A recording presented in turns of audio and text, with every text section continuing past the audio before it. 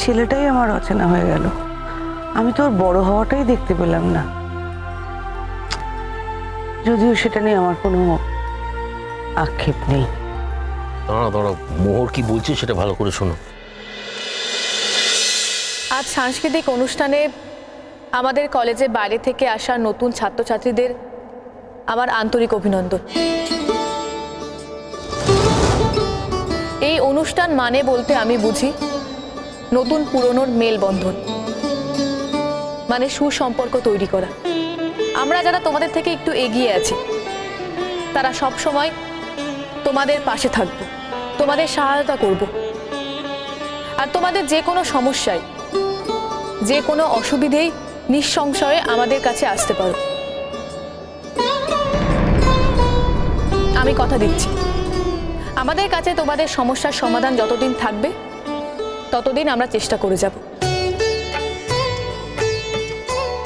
আজ এই সাংস্কৃতিক উৎসবে আমরা যে অনুষ্ঠানের ডালি সাজিয়েছি, আমি জানি না তোমাদের সেটা ভালো লাগবে কিনা,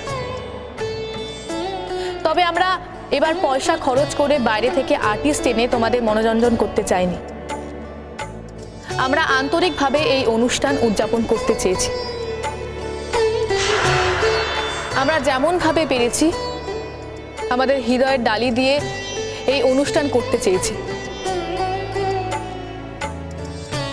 এই অনুষ্ঠানে আমাদের শিক্ষক শিক্ষিকারাও হাত বাড়িয়েছে। এর থেকে বড় পাওনা আমাদের কাছে আর কিছু হতে পারে না। আজকের দিনে আমি একটা কথাই বলতে চাই, কলেজের প্রতি শ্রদ্ধা, শিক্ষক শিক্ষিকাদের প্রতি শ্রদ্ধা আমাদের অবিচল থাকবে। কিন্তু কোথাও যদি প্রতিবাদ করার প্রয়োজন হয় তাহলে সেখানে গলা তুলবে প্রতিবাদ। অন্যায়ের বিরুদ্ধে প্রতিবাদ করা আমাদের অধিকার, আর এই কথাটা যেন আমরা কোনোদিনও ভুলে না যাই। এখানে উপস্থিত আমাদের শ্রদ্ধেয় শিক্ষক শিক্ষিকারা যারা রয়েছেন, যারা বাইরে থেকে এসেছেন, তাদের সকলকে আমার প্রণাম জানিয়ে আমার এই সংক্ষিপ্ত বক্তব্য আমি এখানেই শেষ করছি।